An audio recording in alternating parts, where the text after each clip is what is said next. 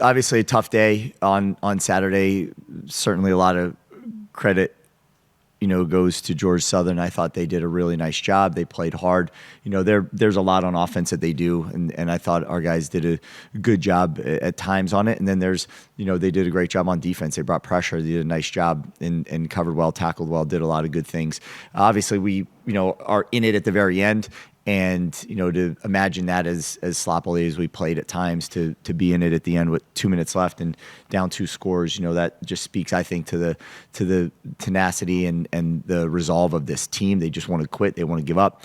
And, that's what I'm excited most about. Obviously, there's a lot to clean up, and we'll do just that. But I'm excited to watch these guys respond as they did yesterday. Probably one of our best days in the weight room and best days out on the field. And that's just what it takes. So I'm excited for them to get a chance to get back out there and play in front of this home crowd and get to work. Yeah, one of the big celebratory things you could take out of Saturday was Jacob and Cole both playing in their 50th career games. What's it like to see them hit that milestone? Obviously, Jacob playing for you all the time, and then Cole at JMU the entire time. I think it's really cool. I just think Cole, is Cole on the record here, or is close to the record? He's tied. Yeah, so I think that, just to play, 50 games and start 50 games, I think is also it, right? So to be in that position just speaks volumes of, his perseverance and toughness, and both of their perseverance and toughness and just their leadership, and to play that many snaps, and there's some luck on your side, and there's, things like that too to keep you in those games. But, they're just really great football players with a ton of experience, and they mean a lot to this football team, and to be part of that's pretty cool. I know how much Coach Smith values rotating as much linemen as possible. Yeah. With some of the injuries there, how much does that hinders y'all's flow when it gets thinner in the room? Yeah, well, it's when it gets thinner, you just don't have as many to rotate anymore. But that's the whole purpose of rotating early was, when someone does go down, you could put someone else in that has snaps under their belt. If you just waited and only played your starting 5 and then someone goes down, now you're putting in someone who's never played a down before. In some of our scenarios, we're down 2, so we're on to a third guy that maybe didn't rotate through earlier. But it just, I think that's a big piece of what we want to do. Now, can we do it at the rate at which we would normally do it? No, we can't. But at the same point in time, we got to try to get those next guys ready as well so that they can in case something else happens. We're not, this is a collision sport, and things like that are going to happen, especially up front. So I think we just got to make sure we have those next guys ready.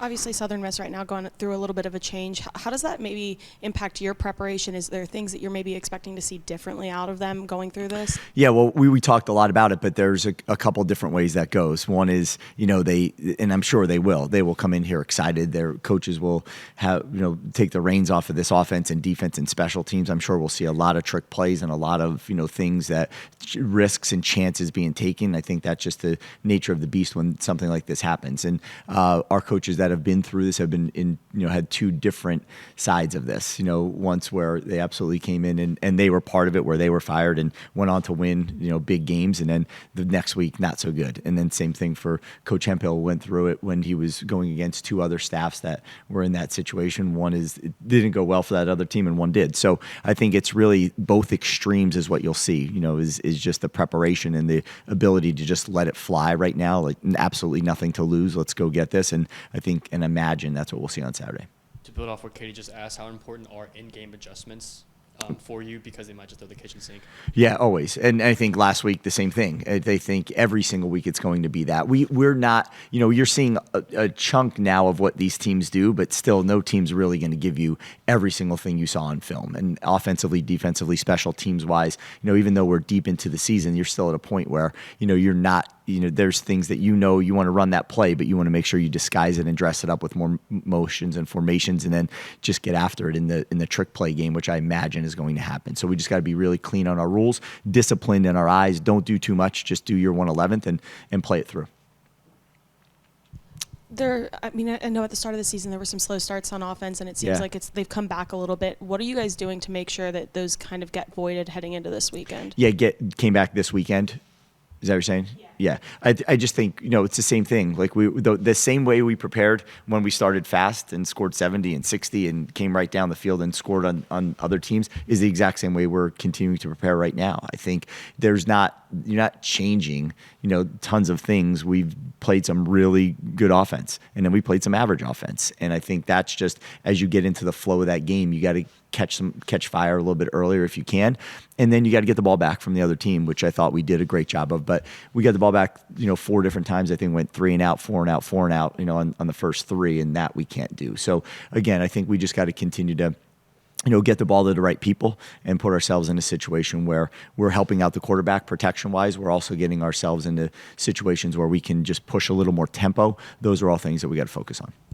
Yeah, do you think there needs to be more decisive, maybe shorter plays that happen earlier on? Because obviously the pressure got to Barnett a little bit last week, and then with the 6 sacks, do you think there needs to be quicker plays? Yeah, I think that always can help, and I think we did have some quicker plays in there too. So I think that we just got to continue to execute. When it comes down to it, none of those sacks fall on any one person. There's a couple we miss a protection check. There's a couple where we get beat, and then there's a couple where running back's involved in that protection. So it really goes around, not to any one place or one person. This is, again, you win as a team, you lose as a team. But even in that sack scenario, there's not just any one place to point the finger and say, oh, if we just fix that. There's a couple things that happen in there. It's dynamic when there's many different fronts and blitzes and things that they're showing. They left a couple guys open as well that we got to be able to see and get the ball to quickly. I mean, you've talked a lot about how you don't change a whole lot of things when coming to the practice. It's mainly just focusing on the week within. But have you noticed any difference between, coming off of the ULM loss and the Coastal, and then coming off of this loss, and just how you're preparing for this week's game? Well, we didn't get into the week yet. I think we have some injuries we got to work through, so we probably got to thin practice just a little bit and get ourselves maybe back to a couple of the Coastal practices, just to make sure that we're, not overdoing it in the preparation leading up to this week, that we could keep guys healthy and get in there, and be fresh when we get into that game. But yeah, I think, we are not based in just in feelings. We're based in science as well. Like as we run these practice plans, like we're taking them from a lot of different places that we put together, and they work really, really well. And just this past week we had a slow start, and that's just never got clicking. I think it was Cole was in here after the ULM game, said, one of the struggles was picking up just how many people they were sending as far as like picking up the blitz. It seems like Georgia Southern was able to kind of get a lot of pressure, sometimes maybe only sending 3 or 4 guys, maybe disguising who it was going to be. Like dropping guys out, yeah. What do you need to do to be able to pick up the rush better? Well, we got to get the protection on the right side. That's one. I think the second one is we got to make sure that we just don't get beat. 2 times we just got beat. There was one, I think, that was a 4-man rush or a 3-man rush even, that we just got beat. So you can't do that, and that's it. And I think when it comes down to it, we use the running backs a lot to help in that side of things and chip where they can. But when you're bringing 6, when you're bringing the threat of 7 that ends up being 6, and there's twists that happen inside. There's a lot of communication that's got to happen in the bump game, and we got to make sure we're set the right way at the beginning of the play. So there's a lot in there that has to happen. And if you you dive deeper into it, there's a whole lot of communication. There's a whole lot of things that got to go right in there on offense. But when you're doing that, there's some open things downfield, or there's some one-on-one matchups downfield, and those we just got to win more, and we got to get the ball a little quicker at times.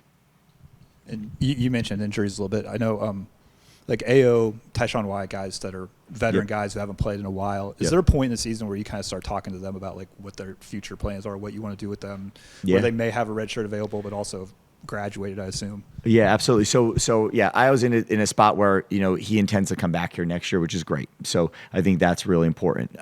Tyshawn is still trying to get. He has mobility. He's in a good spot. He just needs strength. I did not see the injury, but from what I understand, it was pretty significant. So there's a whole lot that was rebuilt inside his knee, and he has the mobility. He knows the plays. He knows what he's doing. He's just strength wise continuing to work on that, and every week he gets better and better and better. So you're when you get to the 4-game mark that's left, you can play in those 4, and that doesn't count on the year. So we'll see where he progresses and how well he continues to go. Staying on that point really quick, do you have an updated status on Chris Fitzgerald? I know he Fine. was on. Yeah, perfect. Okay. What have you seen from Southern Miss specifically when it comes to, as you've been game planning for them, like what kind of stands out from them on the tape? Well, their quarterback. Well, they play 3 different quarterbacks now, but they're the number 3. This kid can move, right? He can throw the ball, but he can run, and they design a lot of quarterback run game for him. They do a really, really good job of letting him be the premier of this offense, and he does a great job. Their running back, number 5, also, I think he has 5 or 6 touchdowns, and he has some explosive big runs that are happening out there. He's very good. You get to the tight ends, they're very good, and they do a good job in some of their play selection with those guys. And then they have another really 2 good receivers on the outside. So offensively, the past 2 weeks, they've been able to move the ball a lot. Defensively, they've just struggled a little bit against the run and downfield, but they have players all over the field on all 3 phases. Their punter, I think, is one of the best. If he's not with Ryan, he might be a little bit ahead of Ryan, in the league. So there's a lot that this team does, despite their record. There's a whole lot that they've done really, really well. And then just, this group having a difficult loss a couple weeks ago, do you kind of sense going into this week, like, all right, like, we can come back after a loss. We know how to respond. Just and the respond is the word, and that's exactly what happened yesterday. If you were in yesterday's weight room, if you were in yesterday's film session, if you were at yesterday's practice, like, there's a whole these guys are not going to be, they're not going to shell up. They're not going to quit. They're not going to ever end up in that spot. There's good leadership on this team, and they care a lot about each other, and they're ready to go right back to battle. Who knows how this thing plays out in the end, right? How does this whole thing play out? Obviously, the 2 teams we lost to are pretty good teams, right? I said it on the Georgia Southern team the other day, but they lost to Boise State, and they lost to, who was the other one there? Ole Miss. Those were their 2 losses. They're a good football team. They're a good football team. And we went down there, and again, with 2 minutes left, have the ball in our hand. And there's a million things we wish we could have done better. But we still had opportunities, and we never gave up. We never were in a situation where we thought we could not win that game. We believed we could win the game, right? I think that finishing that way, you can't hang your head. There's not a whole lot you could do. You got to get immediately back to work, respond, and continue to chase this as hard as you possibly can. There's things we got to tweak and get better at, and we'll do that. One last injury one. I know Noe didn't travel. Is there an update on him? Yeah, we're hoping to get him back right now. So we were trying to bring him to see if he could go in the morning, but you can't. You can only bring 70. So we couldn't bring 2 kickers. We couldn't bring him as well. So he stayed behind. And then yesterday he said he felt really good. We'll see where he ends up. But that hurts too, right? Not having him out there, not ideal. And a couple of linemen, it's just, there's a whole lot. But that can never be an excuse either, right? Everybody on this team, there's a whole lot of new guys, and they all have to, you never know, again, when that opportunity presents itself, and you got to make the most of it when it does.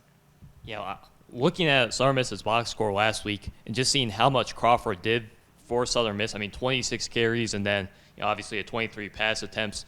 Is he pretty much your prime? Obviously, he's the quarterback, but just talk about the emphasis you're going to have to put on him, because it seems he's our main guy. Well, it does all go through him. It all goes through him, and he does a really good job of it. And you can see the energy he brings to that team when he pulls the ball down and runs, or when he's in that quarterback run scheme, the +1 quarterback run game or the quarterback read game. There's a lot that he does in there, and they feed off of him definitely, quite a bit. But then he also is able to distribute it pretty well too. So he's a very good quarterback, and his running, it might be the best thing he does, but he is not incapable in the pass game. He does a really nice job back there too.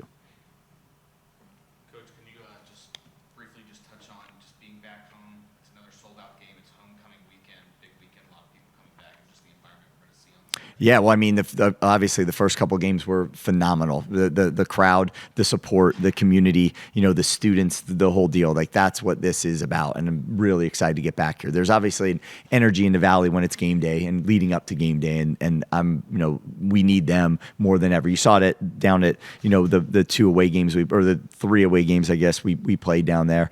That had the most was the UNC, ULM, and then heading over the Georgia Southern. Those 3 were really loud. They affect the game in some ways, and I know that our student section, our fans, our community certainly does that too, and we need a whole lot more of that. Thanks, Coach. One more. I was just going to say, just to follow up on that point, just how big is this point of the schedule where you got a home game, then the bye, then the home, like you're not going to have to travel for a little bit? Yeah, that's right. I think we're right where we need. I mean, we're in a this is the moment, right, for us to make sure we continue to take strides in the way that we should, and then being able to walk into that bye week coming up, I think, is a big deal. So we got to make sure that we absolutely dominate this week in all phases, in every single thing that we do. We have to make sure that we do that. So it leads us into that, this game, which then takes us into that bye week. But yeah, this is a crucial stretch of the season right here. This week, every single day, every single rep, every single thing we do has got to be at an elite level all the way through this program.